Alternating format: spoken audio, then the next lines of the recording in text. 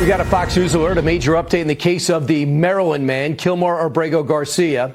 He's the illegal migrant sent to the maximum security prison in El Salvador for a while and later returned to the U.S. to face human trafficking charges. He pleaded not guilty.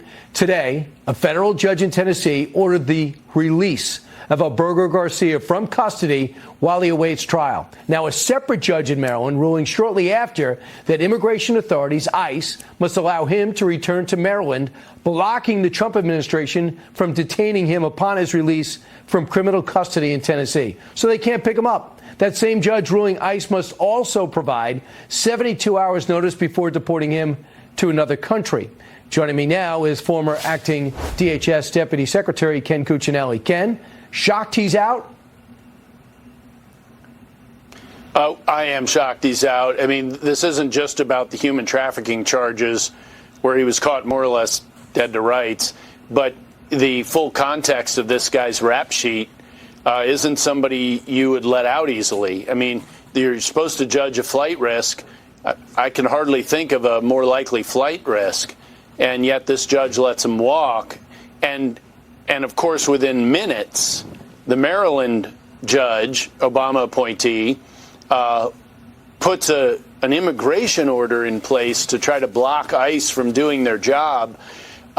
This is essentially using a criminal proceeding to block immigration enforcement, and there's nothing in the law that allows that. The federal government can do both of those things at the same time. I mean, they can criminally prosecute him and they can process him or remove him on an immigration basis at the same time. But these judges are trying to stand in the way of that. Right. Just keep in mind, he was originally sent to El Salvador. Want to really see something that said, take a look at what happened. Hey. Why this beat so cold? We will make America proud again. When you try to kill our we will make America wealthy again. And yes, together, we will make America great again. Oh boy, we got an update on the Maryland father, Democrat heroes. You know, we wish y'all cared this much about actual Americans. That's what the people say. We wish y'all cared this much about actual Americans. These judges, boy, I tell you, you just can't make this up, man. Told you, the enemy of the people, threat to society. They ought to walk these judges out. And we wish y'all cared this much about actual Americans. You know. Well, let's jump in, family. I hope everybody that's tuned in right now that you are blessed, well, and healthy. That you're having a great week, you know. A great weekend. Y'all enjoy y'all weekend, man. Enjoy your weekend. Oh, boy. So another day, another campaign promise kept. President Trump's sanctuary cities cracked down. We just gonna keep winning. We just gonna keep winning as it gets worse and worse for Democrats. Showing historic results here in New York City. Since January, ICE detainers are up 400% from Biden's entire term. But Democrats, they just don't see it that way. Watch. I think a sanctuary city is a city that allows our mom to take someone's mom to take that children to school without the fear that the principal is going to call ICE on her, or a senior citizen to go to the emergency room without fear that the nurse is going to call the authorities on her. It provides some level of help to the neediest. It's not a city that harbors or provides custody and protection to hardened criminals. Just crazy talk. Put Greasy Jose in handcuffs. Former federal prosecutor Jonathan Fahey served as the acting ICE director in President Trump's first term, and he joins us now. The new sheriff in town. Majority of Americans spoke loud and clear. We're not going to keep going through this with y'all people, man. The people spoke loud and clear. Majority of America.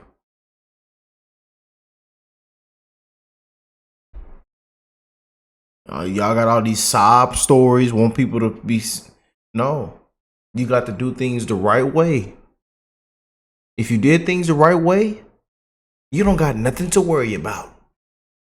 You don't have nothing to worry about if you did things the right way. But there's a new sheriff in town. Daddy's back home. He's pulled out the belt. And majority of Americans told him to pull out the belt. They say, please pull out the belt, sir. Can you please pull out your belt?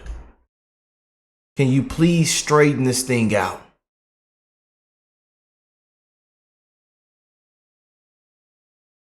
Can you please fix the problem?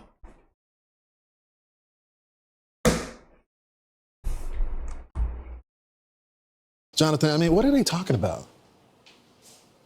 Yeah, I cannot believe that. That's a complete mischaracterization of what sanctuary cities are. Sanctuary cities shield the criminals. That's the whole point of what they're doing, is shielding criminals in jail from being detained by ICE. That's all they do. They don't do any of this other stuff. It's total nonsense, but it's completely designed to mislead the American people as to what ICE does, because they want to imply that ICE is running up into hospitals and nursery schools or whatever, when they're in fact trying to get the criminals off the street. So complete mischaracterization, really unfair to the American public to put that, for him to put that out there, because he knows it's flat out false. Yeah, I mean, it's just this simple. If they don't want, and the fake news media just plays it over and over and over.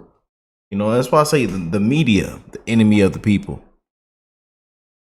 ICE having to track people down the way they're doing right now, then honor the detainers. Just hold them in custody, and an ICE agent will come within 48 hours and pick them up. Meanwhile, the feds are going to limit Trump's ability to deport Kilmar Abrego Garcia. But the Maryland man will remain behind bars for at least a month. So the court is essentially saying, hey, even when he's released, you can't pick him up. I don't think they have the right to do that. Yeah, this whole thing, you know, this is problematic on two fronts. You have the Tennessee judge whose job is to make sure the person in front of her appears in court in the future. So she's supposed to look at risk of non-appearance and danger to the community. When somebody has a detainer, and I did this for 17 years, they always detain them. He had a detainer from ICE, so her job is to make sure he goes to her court. By releasing him when he has a detainer at ICE, she didn't do her job. So that's number one, which is interesting, which shows the politicization of this. Number two, the Maryland judge, I don't know what's going on there, because she's essentially saying not only can he be released, ICE can't not only deport him, but they have to keep him in the community. And the fun irony of this whole thing, remember, the reason he was not deported to El Salvador a few years back, because he was ordered deported, was because they said El Salvador is too dangerous for him. Now they're saying we're going to keep you in Prince George's County, Maryland, which has a murder rate 6 to 7 times higher than El Salvador. So if it was ever about his safety, he's much safer in El Salvador. This whole thing is politicization. ICE or DOJ is going to appeal the Maryland judge. They should also consider reopening the deportation hearing, because circumstances have changed for the reason they couldn't deport him in the first place, and then deport him to El Salvador. Jonathan, but it's deeper than that. We got to go to the original 2 judges. He has a deportation order against him. The only caveat was that he couldn't go back to his home country. So the fact that they're saying that he can't be deported now after a federal judge and appeals judge has already ruled that he can be, I mean, is the Supreme Court going to eventually step in and check these judges? I'll tell you, boy. I think that's going to happen with this Maryland judge, will be checked on this issue, because she can't sit there and say where he can be deported or any of these other things. The Supreme Court already ruled they can deport to third parties. And again, there's no reason he can't go back to El Salvador, because it's perfectly safe there, or safer than almost any other country in the world. So, yeah, these judges will be checked, I believe, and DOJ will appeal this. Yeah, they can call him Maryland man all they want. That's not his home. El Salvador is his home. Exactly. And that's where he'll be eventually. Jonathan